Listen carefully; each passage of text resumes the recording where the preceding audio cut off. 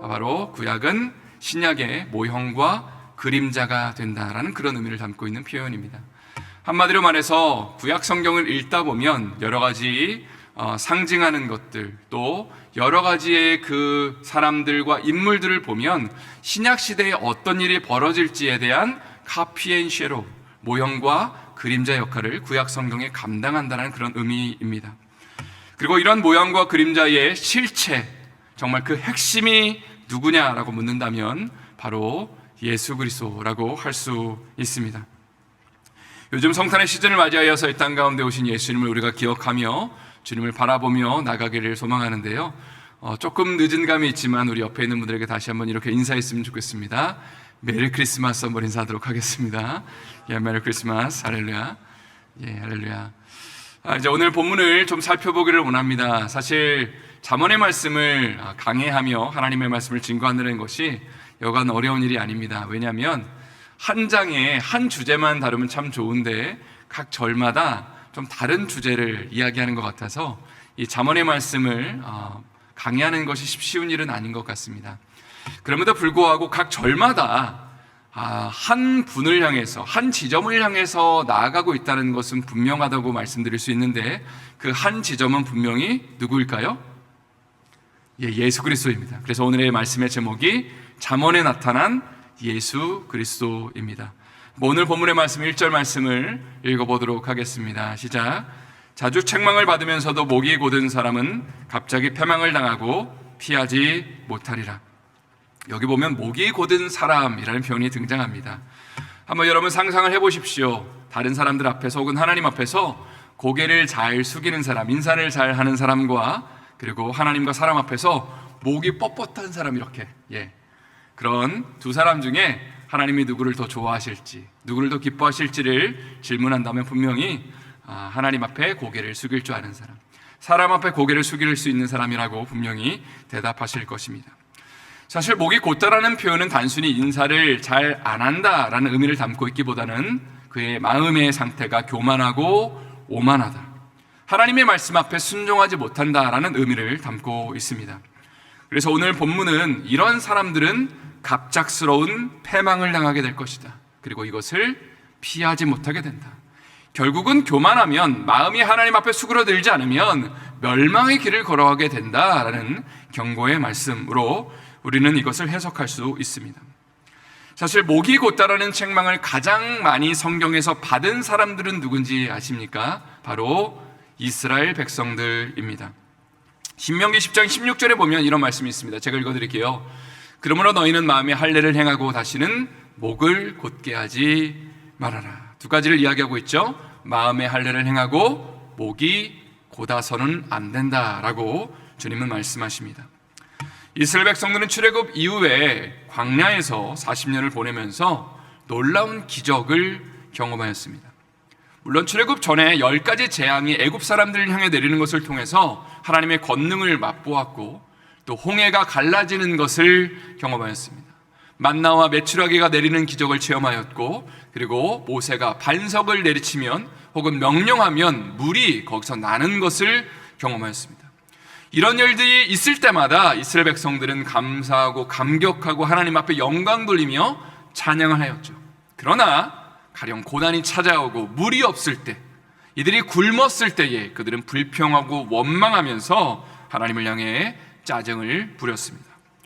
또 이스라엘 백성들은 광야에서 우상 숭배를 하였고 음행을 저질렀죠. 이런 사람들을 향해서 주님이 이런 당부를 하시는 겁니다. 마음에 할례를 행해야 된다. 두 번째는 목을 곧게 해서는 안 된다.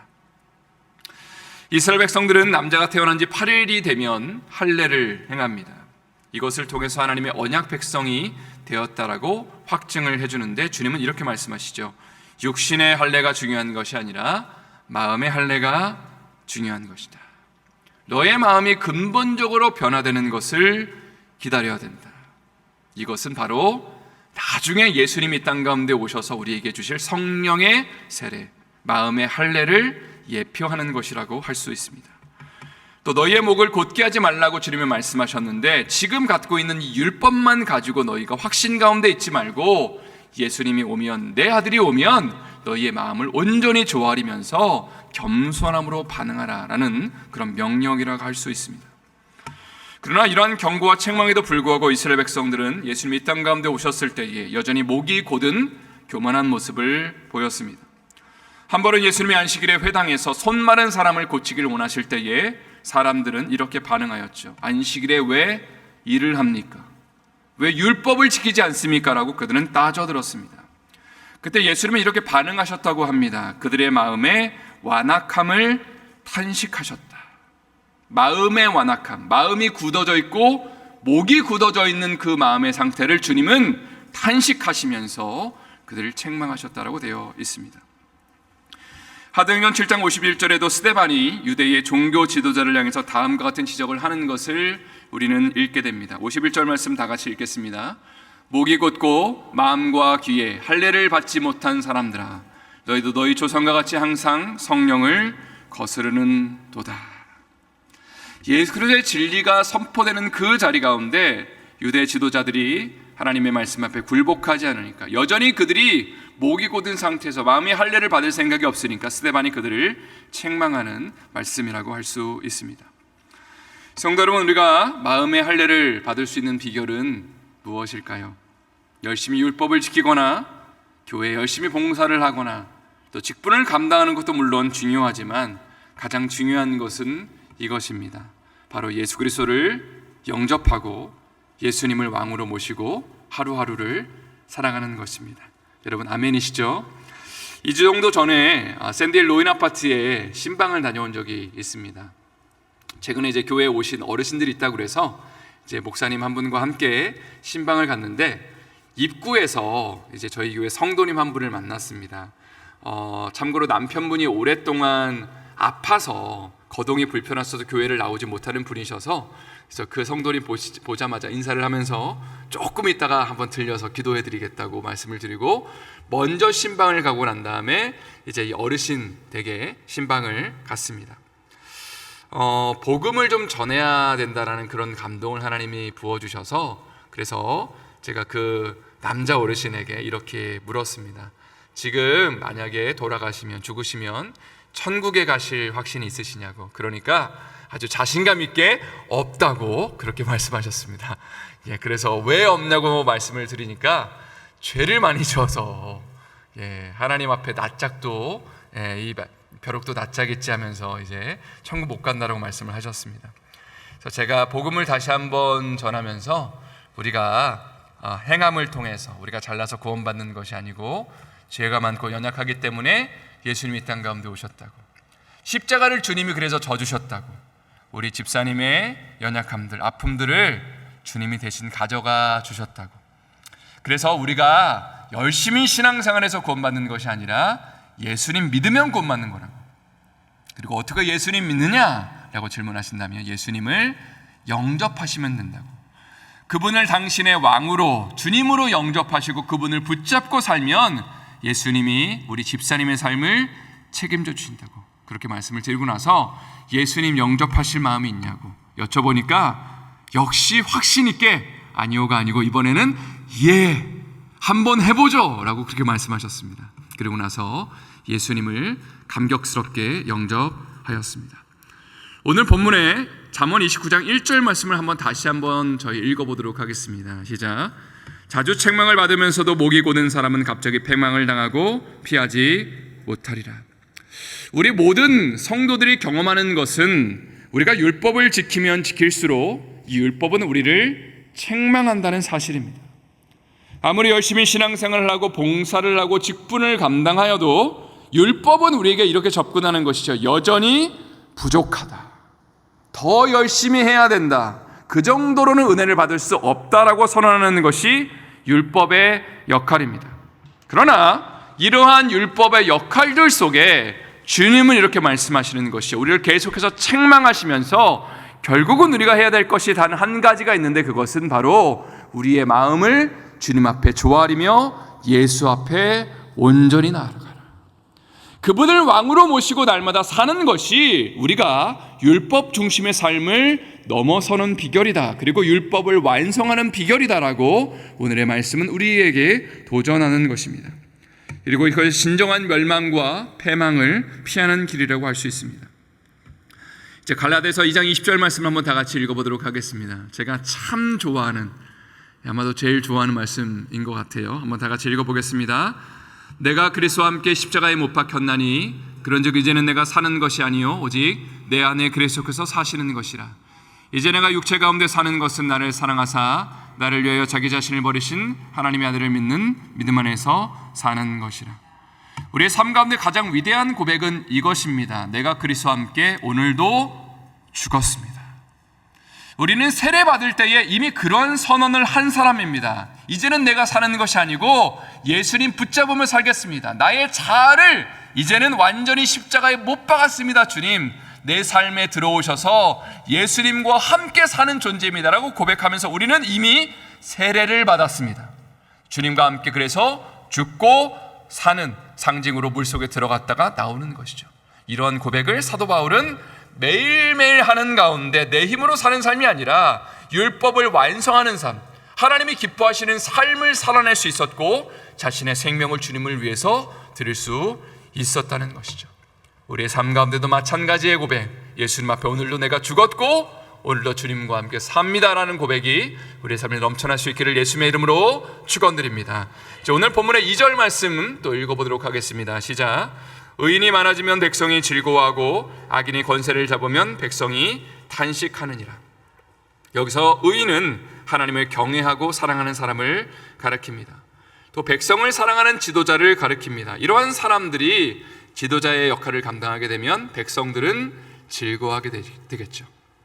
그러나 하나님을 경외하지 않는 악인 혹은 백성들을 함부로 대하는 악인이 권세를 잡으면 그러면 백성들이 탄식하게 된다, 한숨을 쉬게 된다라고 이야기를 합니다. 에스더서를 보면 하만이라는 사람, 아각 사람이 절대적인 권력을 행사할 때에 이 사람은 유대인들을 싫어했습니다. 그리고 유대인들을 억제하고 억압하고 완전히 죽이려고 하는 그런 계획을 세우게 되죠. 이때 유대인들은 탄식하며 신음하게 됩니다. 그러나 하나님이 기적을 베풀어 주셔서 에스더를 통해 하만이 유대인을 죽이려고 하는 계획을 발각하게 하시죠. 아수르의 왕은 분노하면서 하만을 처형합니다. 그리고 유대인 모르드게를 2인자로 세우게 되고 그때 백성들은 기쁨과 감사 가운데 반응하였다. 그것이 바로 에스더 8장 15절과 16절의 말씀입니다. 제가 읽어드릴게요. 모르드게가 푸르고 흰 조복을 입고 큰 금관을 쓰고 자색하는 배옷을 겉옷을 입고 왕 앞에서 나오니 수산성에 즐거이 부르며 기뻐하고 유대인에게는 영광과 즐거움과 기쁨과 존귀함이 있는지라. 하나님을 사랑하는 지도자가 서게 되면 백성 가운데 기쁨과 감사와 평강이 넘치게 된다라는 것을 잘 드러내는 성경 구절입니다. 사실 우리 그리스도인들은 나라의 지도자를 위하여 항상 기도해야 됩니다. 물론 우리가 생각하는 의인들, 하나님을 사랑하는 사람이 지도자에 세워지면 참 좋겠지만 그렇지 않다 하더라도 예를 들어서 우리가 민주당을 지지할 수도 있고 공화당을 지지할 수도 있겠지만 그럼에도 불구하고 누가 지도자가 되고 대통령이 되었든지 상관없이 우리의 기본적인 부르심은 지도자를 위하여 기도하고 이들을 위하여 하나님 앞에 엎드리는 것인 줄을 믿습니다. 사실 한국이나 미국의 정치판을 보면요 참 한숨이 나올 때가 있습니다. 차라리 내가 하겠다 이런 생각이 들 때가 많이 있죠. 그런데 이러한 모습들을 보면서 혹시 우리의 삶 가운데 주변에 있는 지도자들이 조금 온전하고 참 잘하는 모습을 볼 때도 있지만 연약한 모습을 볼 때가 더 많은 것 같습니다. 그런데 이러한 모습을 볼 때 우리에게 하나님이 주시는 도전과 메시지는 뭐냐면 우리에게 진정한 지도자는 딱 한 분만 계시다는 메시지입니다. 그것은 바로 예수 그리스도라는 지도자시죠. 그분을 왕으로 모시고 그분을 온전히 따라가는 공동체야말로 우리의 삶이야말로 하나님이 기뻐하시는 공동체가 되고 우리의 가정이 될 수 있다는 사실입니다. 오늘 본문의 4절 말씀을 또 읽어보도록 하겠습니다. 읽겠습니다. 왕은 정의로 나라를 견고하게 하나 뇌물을 억지로 내게 하는 자는 나라를 멸망시키느니라. 또 7절 말씀 읽겠습니다. 의인은 가난한 자의 사정을 알아주나 악인은 알아줄 지식이 없느니라. 14절은 제가 읽겠습니다. 왕이 가난한 자를 성실히 신원하면 그의 왕위가 영원히 견고하리라. 지금 읽은 세 구절은 하나님이 기뻐하시는 지도자가 어떠한 모습으로 이 땅을 통치해야 되는지를 잘 보여주고 드러내는 구절들이라고 할 수 있습니다. 그게 두 가지가 필요한데, 첫 번째는 공의와 정의입니다. 저를 한번 따라 하실까요? 공의와 정의. 두 번째는 사랑과 자비입니다. 또 따라하겠습니다. 사랑과 자비. 사실 이 두 가지는 서로 부딪히는 개념이고 가치관들입니다. 가령 사랑과 자비, 긍휼과 은혜라는 가치관은 누군가가 잘못되었을 때에 덮어주는 것이죠. 두말하지 않고 안아주고 괜찮아, 그럴 수도 있지라고 말하는 것입니다. 자, 그런데 이런 것들이 너무나 지나치다 보면 정의와 공의라는 가치관이 깨어지기가 쉽습니다. 자, 다시 한번요. 사랑과 긍휼과 자비가 강조되다 보면 공의와 정의는 깨지기가 쉽습니다. 예를 들어서 누군가가 예배 시간에 상습적으로 지각을 합니다. 자, 사랑과 긍휼로 반응하면 어떻게 되는 거예요? 괜찮아, 늦을 수도 있지. 자, 그런데 모든 성도들이 예배 시간에 지각합니다. 30분씩 다 늦어요. 그럼 어떻게 해야 되죠? 큰일 나는 거죠. 사랑과 긍휼로 이거를 맞서서는 안 되는 겁니다. 그때는 공의와 정의로 정확하게 여러분 예배 시간 잘 지켜야 됩니다라고 강력하게 이야기하는 것이 하나님 기뻐하시는 지도자의 모습일 것입니다. 또 누군가가 살인을 저질렀는데 만약에 재판관이 사랑과 긍휼이 많다는 이유로 그 살인한 사람을 용서해 준다면 그 나라의 정의와 공의는 완전히 깨어지는 것입니다. 그런 차원에서 오늘 본문의 4절 말씀은 누군가에게 뇌물을 받는 것은 잘못된 것이다, 이것은 공의와 정의로 하나님의 나라가 세워질 수 없는 것이다 라고 경고하고 있죠. 그러나 7절과 14절 말씀은 왕이 가난한 자를 사랑과 긍휼로 돌보는 것, 아프고 연약한 자의 애환을 알아주는 것은 너무나 귀한 것이다, 존귀한 것이다 라고 또 우리에게 도전하고 있습니다. 자, 마지막으로 마태복음 11장 28절부터 30절의 말씀을 읽고 나서 하나님의 말씀을 마무리하도록 하겠습니다. 함께 읽겠습니다. 수고하고 무거운 짐진 자들아 다 내게로 오라, 내가 너희를 쉬게 하리라. 나는 마음이 온유하고 겸손하니 나의 멍에를 메고 내게 배우라. 그러면 너희 마음이 쉼을 얻으리니 이는 내 멍에는 쉽고 내 짐은 가벼움이라 하시니라. 예수님을 믿는 것은 예수님의 방식을 배워가는 것입니다. 여러분 아멘이시죠? 우리가 그냥 내가 생각하기에 이렇게 하면은 주님 참 기뻐하시겠지는 바른 신앙생활의 표본이 아닙니다. 가장 중요한 표본은요, 예수님인 거죠. 예수님을 닮아가는 것, 그분의 방식을 배워가는 것이야말로 우리가 신앙생활을 가장 잘할 수 있는 비결입니다. 자, 그런데 주님은 나는 마음이 온유하고 겸손하니 라고 말씀하시죠. 그분의 긍휼과 사랑과 자비를 우리는 배워가야 됩니다. 그래서 모든 사람들을 안아주고 품어줄 수 있는 그 주님의 마음이 우리의 마음 가운데 심어져야 된다는 것이죠. 그러나 이것이 하나의 주님의 성품이고 또 다른 주님의 성품은 공의와 정의와 거룩함을 추구하는 것입니다. 가령 예를 들어서 죄에 대해서는 단호하게 노라고 말할 수 있어야 되겠죠. 세상을 닮아나가는 것에 대해서는, 세상을 따라가는 것에 대해서는 거룩과 공의를 추구하면서 그건 아니라고 이야기할 수 있는 용기가 필요하다는 것입니다. 가장 중요한 것은 이것 같아요. 주님이 우리의 삶 가운데 사랑과 긍휼과 자비를 어떤 것에는 원하실 것이고 어떤 것에서는 공의와 그리고 거룩을 요구하실 것입니다. 중요한 것은 우리가 주님 앞에 묻는 것입니다.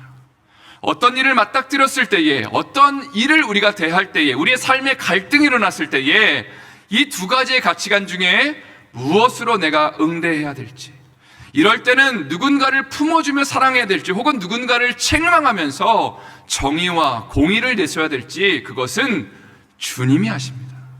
주님이 판단하시는 것입니다. 그리고 주님이 말씀하시면 우리가 거기에 100% 순종함으로 반응할 때에 주님의 그 긍휼과 사랑과 그리고 거룩이라는 성품을 우리가 닮아갈 수 있게 되는 것이죠. 그리고 그것이야말로 주님의 쉼과 안식 가운데 참여하는 주님을 닮아당하는 삶이 되는 것입니다. 이러한 은혜와 축복이 우리의 삶 가운데 또 여러분의 가정과 공동체 가운데 넘쳐날 수 있기를 예수님의 이름으로 축원드립니다. 다시 한번 예수님의 이름으로 축원드립니다.